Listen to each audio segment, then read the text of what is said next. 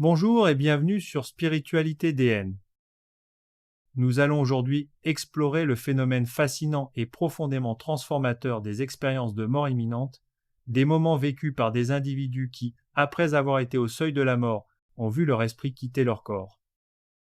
Ceux qui reviennent de cette expérience la décrivent souvent comme un passage vers quelque chose de merveilleux, caractérisé par un sentiment de bien-être inexprimable et l'absence totale de douleur. Ils témoignent s'être élevés au-dessus de leur corps et avoir parfois rencontré une grande lumière. Cette rencontre avec l'au-delà, que ce soit une lumière blanche ou une vision du chemin vers Dieu, a le pouvoir de métamorphoser totalement la personne, que ce soit physiquement, émotionnellement, intellectuellement ou spirituellement. Les rescapés des EMI affirment que leur système de valeurs change complètement. Ils comprennent que l'importance réside dans le ici et maintenant et non dans les honneurs ou les grandes choses de la vie. Cette expérience donne un nouveau visage à la mort, permettant à ceux qui l'ont vécue de ne plus la craindre. Elle inspire une éthique simple et concrète: vivre avec une plus grande intensité, s'accomplir en tant que soi-même et faire preuve d'une plus grande indulgence et compréhension envers les autres. Bien que la mort reste un drame pour la famille et la personne concernée, l'EMI offre un grand espoir quant à ce qui nous attend. Découvrez comment cette expérience peut enrichir la foi et transformer la manière d'aborder la vie terrestre.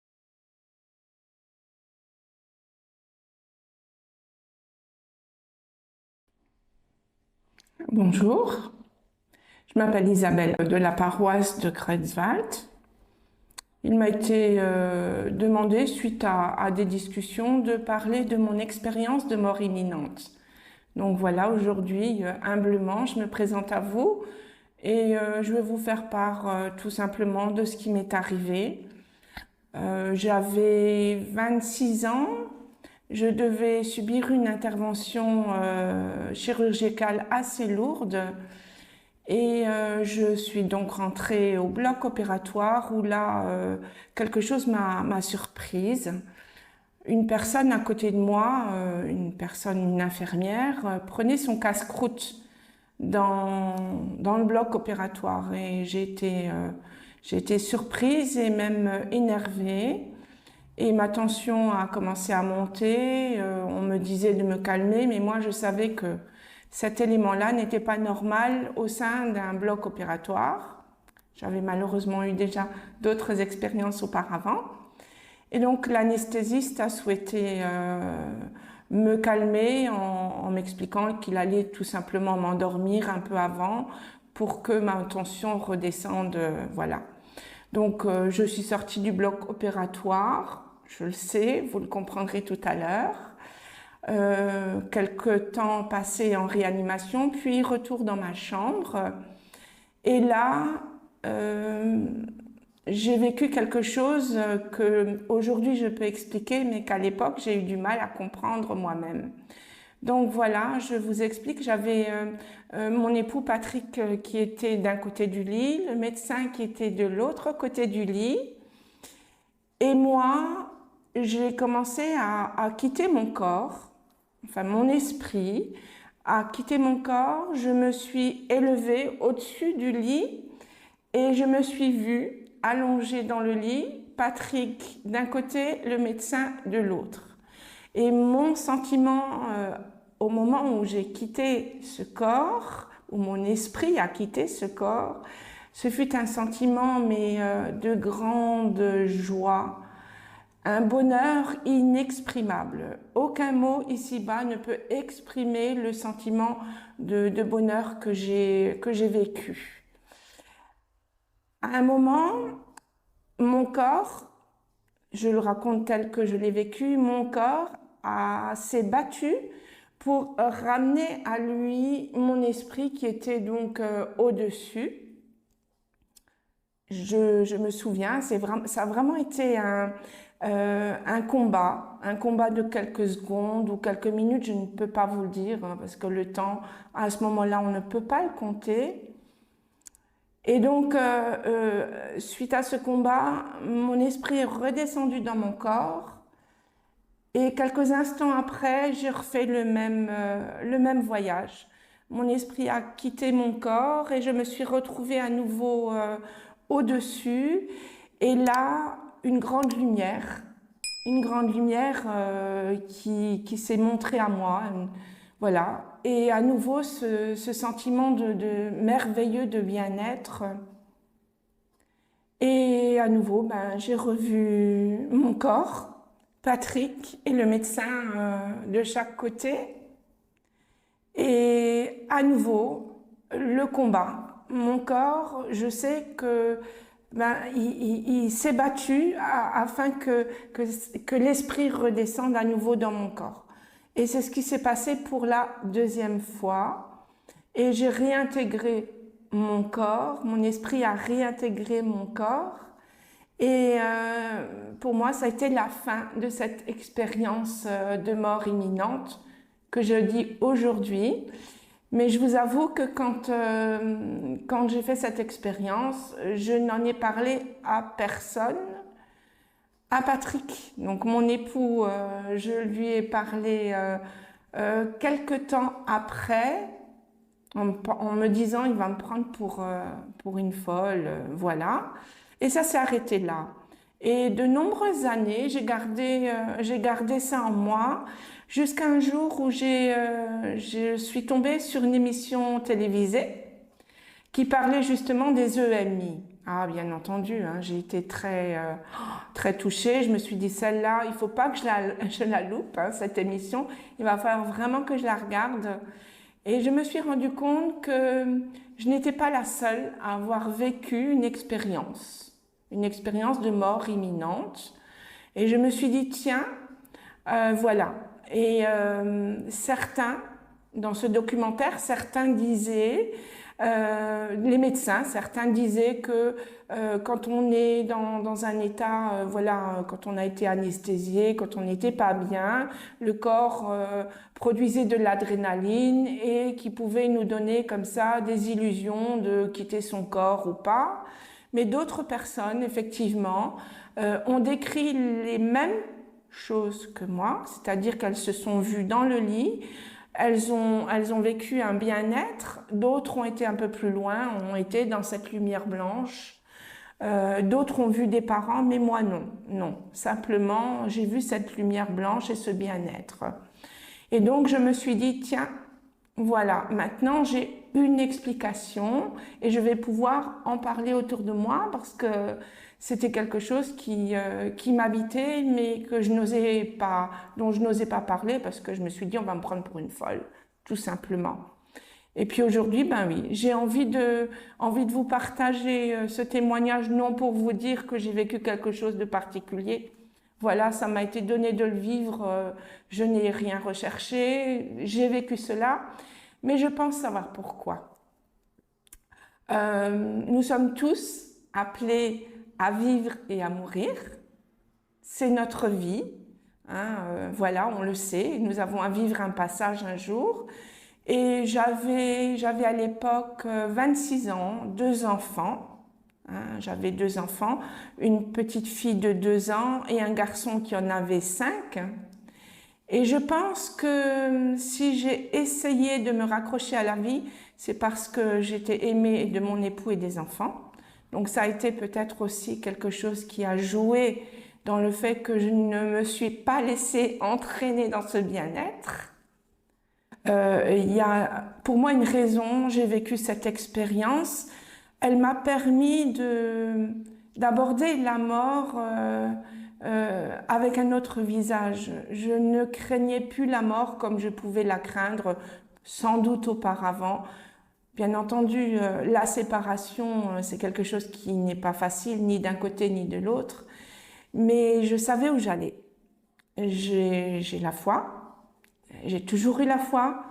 Mais cette expérience m'a bien montré que voilà le cheminement pour aller vers Dieu, j'ai vécu quelque chose de magnifique et que si c'était là le chemin pour aller vers le paradis, vers le Père, c'était un beau chemin. Et donc cette peur de la mort m'avait quittée. Pour moi, la mort a toujours fait partie de ma vie, mais là, en plus, j'ai vécu quelque chose de magnifique. Et donc, il m'a été donné aussi de vivre des expériences d'accompagnement de personnes en fin de vie. Alors, je vais vous en donner deux exemples qui me sont chers à mon cœur parce que le premier exemple, c'est l'accompagnement de mon beau-père que j'aimais énormément et il était en fin de vie dans un coma. Il y a plus de 20 ans maintenant, oui à peu près. À peu près les dates, voilà, je peux me tromper, vous m'excuserez. Et donc, mon beau-père, que j'appelais Papy, était donc en fin de vie et comme vous le savez, beaucoup de personnes vont et viennent dans la chambre d'hôpital. Et moi, je m'étais toujours dit que je ne souhaitais pas être là pour l'accompagner. La Providence, il n'y a pas de hasard, c'est toujours la Providence. La Providence a voulu que le matin de son décès, j'accompagne une personne à la gare à 6 heures du matin. Et sur la route, je me suis dit au retour, ben écoute, va chez Papy et passe un moment seul avec lui, ce sera bien. Et donc, je suis allée à l'hôpital chez Papy, chez mon beau-père, donc. Et il n'était pas plus mal que la veille. Une infirmière sortait de la chambre en me disant, bah, écoutez, on vient de lui faire sa toilette, il n'est pas mieux, il n'est pas pire. Donc voilà. Je me suis mise à ses côtés, je lui ai tenu la main et j'ai prié le Seigneur et je lui ai dit, tu sais Seigneur, tout le monde veut qu'il meure, mais voilà, toi seul sais quand c'est le moment. Et à ce moment-là, ben, dans mon cœur, il m'a été donné enfin, j'ai entendu dans mon cœur, j'ai pas entendu de voix, mais dans mon cœur, j'ai entendu, c'est le moment. Et là, une grande panique m'a prise, et puis je me suis dit, arrête de te faire du cinéma dans ta tête, c'est pas bien, Isabelle. Et puis j'ai vraiment eu peur. Et je me suis remise à prier en lui disant, Seigneur, c'est toi qui sais, c'est pas moi, c'est toi qui sais. Et à ce moment-là, à nouveau, Isabelle, c'est le moment, il va partir. Et là, ben, j'ai gardé toujours sa main dans la mienne, et avec l'autre main, je lui ai caressé le visage et je lui ai dit, ben papy, c'est bon, tu peux partir, c'est le moment. Et papy est parti à ce moment-là. À ce moment-là même, son dernier soupir m'a été offert et il est parti. J'ai appelé une infirmière, je lui ai dit, ben, je pense que mon beau-père est décédé. Elle m'a dit, mais non, on vient de partir. J'ai dit, je vous dis qu'il est décédé. Elle a dit, attendez, pour vous rassurer, on va aller chercher le médecin, il va écouter son cœur et on vous rassurera. Le médecin est venu, a constaté le décès. Pour moi, c'était un cadeau. Je pense un cadeau de pouvoir être là, à ses côtés à ce moment-là, et d'autant plus dans la prière. Dans la prière, moi qui souhaitais ne pas être là ce jour-là, ben voilà. J'ai eu cette grâce-là et je pense que cette expérience que j'ai faite moi-même quelques années auparavant m'a aidé à être vraiment auprès de lui à ce moment-là. Je vous ai parlé d'une deuxième expérience, je vais vous la partager. Voilà, c'était Marie-Rose, une cousine à mon époux qui avait fait un AVC quelques années auparavant et qui était en fauteuil roulant. Et ayant du temps un peu disponible, ben, je m'étais proposé tous les jeudis après-midi d'aller passer du temps avec elle pour permettre à la famille un petit peu de vaquer à ses occupations, d'aller faire des courses ou d'aller boire un café, voilà. Et ce fut le temps des fraises. Je ne sais plus tout à fait si ça doit être à peu près la période dans un mois à peu près, je pense, juillet, août, je me souviens plus très bien le temps des fraises. J'ai été cueillir des fraises dans le jardin, j'ai pris de la crème et on s'est fait pour elle et pour moi. On s'est fait des fraises à la crème, voilà. Un petit goûter à 4 heures, nous étions dehors sur la terrasse et je lui donnais son goûter hein, avec la petite cuillère, je lui donnais et puis sur un coup, elle m'a regardée et je savais. Je savais à nouveau que c'était le moment pour elle de partir. Elle n'a pas fait de crise, elle n'a pas... Non, voilà, j'ai compris dans mon cœur que c'était le moment. Et puis, et à ce moment-là, ben, à nouveau, je lui ai caressé le visage et puis je lui ai dit, voilà, Marie-Rose, tu peux partir. Elle est partie. Ensuite, on a fait ce qu'il y avait à faire. J'ai appelé la famille en leur disant, bien entendu, que j'avais besoin d'un coup de main pour la changer parce que seule, je n'y arrivais pas, mais j'allais pas leur dire ce qui était passé parce qu'ils avaient un peu de route à faire. Donc voilà, c'est deux expériences et d'autres encore qui m'ont été données de vivre avec une sérénité. Et je pense que mon expérience de mort imminente, bien entendu ma foi, hein, elle est première. Hein. Cette expérience n'est qu'une expérience. Il faut laisser chaque chose à sa place. Le Seigneur est premier dans ma vie. Mais cette expérience m'a été donnée de vivre et voilà, j'en ai fait le meilleur, hein, le meilleur de cette expérience et je pense aussi que mes engagements par la suite, j'ai fait de l'accompagnement en soins palliatifs, j'ai accompagné des malades, ce que je fais encore toujours aujourd'hui. Je pense qu'il y a un petit lien. Le Seigneur m'a fait un petit clin d'œil. Peut-être à travers ça, je ne sais pas. Hein, je peux rien confirmer, simplement, voilà, mon humble expérience et qui ouais, me fait dire aujourd'hui, quand je tiens la main de mourant, ne craignez pas. Ne craignez pas, il y a quelqu'un qui vous attend de l'autre côté et puis nous avons tous notre chemin à faire. Donc voilà, voilà mon expérience que je voudrais partager. Mais je ne veux pas minimiser la mort, je tiens à le dire, parce que la mort est toujours un drame pour la famille, un drame pour la personne qui la vit, parce que les conditions de mort sont pas toujours faciles. Mais ce que j'ai vécu me donne un grand espoir par rapport à ce qui nous attend, à ce qui nous attend. Bien entendu, le Seigneur nous attend et si nous sommes prêts dans notre cœur, je pense sincèrement que ce bien-être-là, nous pouvons le vivre avec le Christ.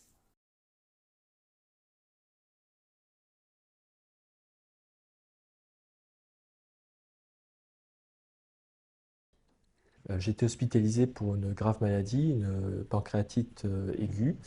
Et lors d'une crise, les dernières choses que j'ai entendues, ça a été les médecins qui ont dit on le perd, on le perd.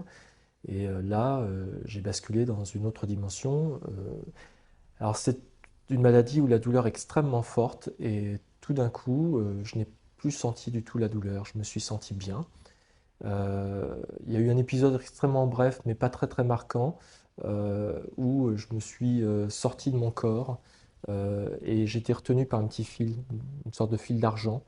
Mais bon, c'est pas un épisode qui m'a vraiment marqué parce que ça n'a pas duré vraiment. Et puis ensuite, je me suis retrouvé aspiré. Je flottais, j'étais dans une sorte de tunnel. C'était un tunnel qui était plein de couleurs. Il était bleu, azur et vert émeraude. Et puis j'étais aspiré par ce tunnel et tout d'un coup, je suis arrivé à une limite. Et il y avait comme une sorte de ligne invisible par terre, et il y avait un avant et un après. Et là, j'ai vu quelque chose qui sans doute est le côté le plus extraordinaire de cette expérience, c'est j'ai vu une sorte de bille de lumière extrêmement dense. C'était une sorte, je pourrais décrire ça comme un atome très très resserré sur lui-même, très très compact et extrêmement lumineux. Et cette bille de lumière a pris la forme d'un ange, mais j'ai senti tout de suite que c'était quelque chose de pédagogique, c'est-à-dire que cette bille qui a pris la forme d'un ange, c'est en fait qu'un assemblement de matière particulier, mais elle aurait pu prendre n'importe quelle forme. Bon, c'est comme ça qu'elle s'adresse à moi parce que je vis dans un certain contexte, donc pour me faire comprendre, voilà, je suis l'ange. Et là, cet ange s'est comporté comme une sorte de policier gérant la circulation sur la route et a fait un geste comme ça en disant il n'est pas encore temps. Voilà, un geste comme ça. Et après, je suis revenu et j'ai réintégré mon corps et j'ai regardé tout le monde autour de moi, un peu l'air effaré. Et derrière cette limite, c'était la mort. Donc il n'est pas encore temps, j'ai interprété comme il n'est pas encore temps de mourir, c'est pas le bon moment, donc il faut revenir sur Terre. Et voilà. Et alors là, j'étais là avec ça. Et qu'est-ce qu'il fallait que je fasse de ça? Comment fallait-il que j'interprète ce message? Surtout, ça posait quand même pas mal de questions. Qu'est-ce qu'il y avait avant et qu'est-ce qu'il y avait après? Je précise qu'à l'époque, j'étais totalement athée, mais athée vraiment militant, c'est-à-dire que je ne croyais absolument à rien et je ne perdais pas une seule occasion de le dire. Puis aujourd'hui, c'est un peu étrange. Alors c'est la partie la plus difficile justement de cette expérience. Euh, c'est qu'aujourd'hui, si on me pose la question, est-ce que tu crois ou est-ce que tu ne crois pas? Euh, je dirais que la question ne se pose pas dans ces termes. Il n'est pas encore temps, ça voulait dire, bon, Olivier, nous avons choisi pour toi que voilà, tu n'allais pas mourir, tu vas revenir sur Terre, donc tu vas accomplir ta mission. Alors ta mission, c'est pas Jeanne d'Arc, brandir un oriflamme, je sais pas quoi, c'est pas une mission mystique, c'est pas une mission d'une grosse grandeur, non, non, c'est Olivier, t'es Olivier, donc maintenant tu reviens sur Terre et tu dois t'accomplir en tant qu'Olivier. C'est-à-dire que voilà, je serai femme de ménage. Mon principal but dans la vie, en revenant sur Terre après une telle expérience, ce serait d'être la meilleure femme de ménage, d'utiliser le mieux possible les produits, de rendre les maisons les plus propres possibles pour que les gens au service duquel je suis soient le plus heureuses possible. Je suis la personne qui était ramenée sur la vie terrestre. Et c'est ça qui est important à comprendre, c'est que cette vie que je vis aujourd'hui est une vie matérielle, terrestre, très concrète. Il ne m'est pas demandé de faire des discours sur ce que peut être la spiritualité, la religion, euh, sur les certitudes d'une vie après la mort. L'expérience ne sert à rien en elle-même. Ce qui va donner du sens à l'expérience, c'est qu'est-ce qu'on en fait après. Euh, Moi, aujourd'hui, je suis dans une dimension d'amour. Mais l'amour, si je rencontrais un rabbin orthodoxe ou un imam un peu à cheval sur les principes, ou un chrétien qui me sortirait sa théologie, il me dirait l'amour, c'est de respecter telle règle, et puis de ne pas enfreindre telle autre. Euh, Moi, je dirais aujourd'hui, tout est pur pour les purs. Euh, je dirais aujourd'hui que la personne qui ne fait pas de mal à l'autre, euh, si elle respecte déjà rien que cette morale, alors quand je dis ne pas faire de mal à l'autre, attention, c'est subtil. On fait tous les jours du mal à l'autre. Mais ce que je veux dire, c'est que on doit faire en sorte de ne pas faire du mal consciemment à l'autre. C'est-à-dire que si on blesse quelqu'un parce qu'on a dit une parole qui peut être méchante pour lui, mais sans l'avoir voulu, tant pis, c'est pas grave, parce que on s'en rend compte et puis on peut le rattraper. Ce que je veux dire, c'est que moi, ce qui a changé vraiment fondamentalement, c'est que je ne peux pas consciemment me dire, cette personne-là, je vais l'arnaquer, je vais lui faire du mal, je le sais, je vais en tirer un petit avantage premier, tout de suite. Ça, je ne peux pas le faire. Une NDE, c'est pas simplement pour soi, c'est aussi pour les autres, pour leur dire, vivez avec un plus de vie, avec une plus grande intensité, avec plus de couleurs. Et ça, c'est facile. Au départ, c'est des petits cailloux, hein. Bon, on n'y arrive pas beaucoup, mais si dans son entourage proche, on commence, voilà. Je crois que les grandes idées sur la spiritualité, non, ça n'a rien changé. Mais les petites idées dans son entourage proche, peu à peu, faire des petits efforts chaque jour. Souvent, quand on entend parler d'une NDE, on se dit, voilà, la personne qui a vécu une NDE, c'est uniquement positif. Et cette personne va devenir en quelque sorte une sorte de sage qui va être aimable avec tout le monde. Et c'est pas, je dis pas que c'est pas le cas pour d'autres personnes. En tout cas, moi, cette expérience a des effets de bord qui sont positifs et aussi des effets de bord qui sont négatifs. Après la NDE, on est plus dans quelque chose de zen où blanc-noir, jour-nuit sont des concepts qui ont du sens. Donc ensuite, pour les traduire, c'est difficile. Alors, pour répondre concrètement à la question, effectivement, il se passe un phénomène de grande ouverture aux autres. On les comprend, on ressent tout homme comme frère mortel. qui, de toute façon, même si il n'est pas encore temps à un moment donné, il sera temps à un autre moment. Donc de toute façon, nous finirons tous par mourir.